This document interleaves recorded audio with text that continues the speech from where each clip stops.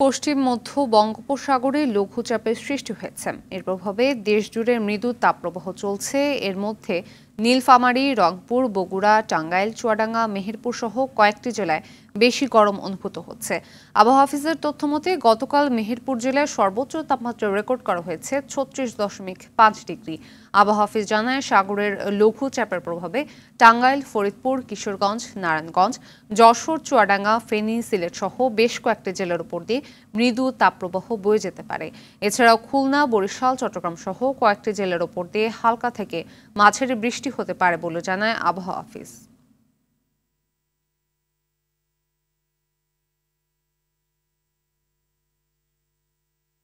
তাপপ্রবাহের খবর জানাতে রাজশাহী থেকে যুক্ত হচ্ছেন সহকর্মী মোস্তাফিজ রকি। রকি, রাজশাহীতে মৃদু তাপপ্রবাহ বয়ে যাচ্ছে, তো এতে জনজীবনে কি প্রভাব পড়েছে আমাদের জানাবেন। ফাতেমা, গত কয়েকদিন ধরে রাজশাহীতে মৃদু তাপপ্রবাহ বয়ে যাচ্ছে, ফলে জনজীবন একেবারেই বিপর্যস্ত হয়ে পড়েছে। বিশেষ করে যারা সাধারণ খেটে খাওয়া মানুষ রয়েছে তারা সব থেকে বেশি বিপাকে পড়েছে। আমরা সকাল থেকেই কিন্তু লক্ষ্য করছি যে বেলা যত গড়াচ্ছে রোদের প্রখরতা তত আসলে বাড়ছে এবং খুব প্রয়োজন ছাড়া কিন্তু মানুষ আসলে ঘর থেকে বের হচ্ছে না, এবং যারা প্রয়োজনের তাগিদে বের হচ্ছে তারা কিন্তু আবার খুব অল্প সময়ের মধ্যে প্রয়োজনটি মিটিয়ে তারা কিন্তু আবারও ঘরে ফিরে যাচ্ছে।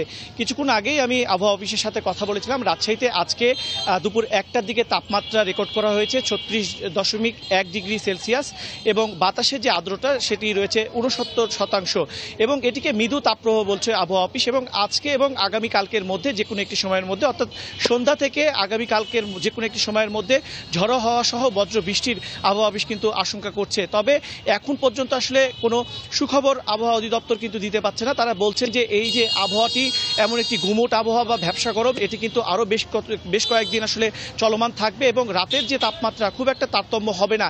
এবং রাত্রেও কিন্তু আসলে আমরা দেখতে পাচ্ছি যে গরম, দিনের যে গরম রয়েছে এবং রাতেও কিন্তু একই গরম যে অনুভূত কিন্তু হচ্ছে। পাশাপাশি গত কয়েকদিন আগেও কিন্তু আমরা দেখেছি রাজশাহীতে বৃষ্টি হয়েছে, এরপরেও কিন্তু তেমনভাবে আসলে গরম কমেনি।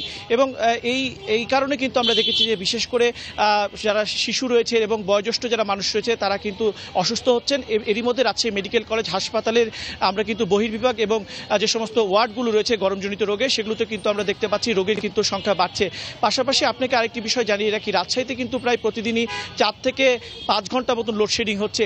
এর ফলে এই গরম এবং যে লোডশেডিংয়ের মাধ্যমে কিন্তু দুটির মাধ্যমে কিন্তু সাধারণ মানুষের জনজীবন এখন একেবারে কিন্তু বিপর্যস্ত অবস্থায় রয়েছে। তো এই ছিল আমার কাছে ফাতেমা রাজশাহী থেকে আবার সর্বশেষ পরিস্থিতি। ধন্যবাদ।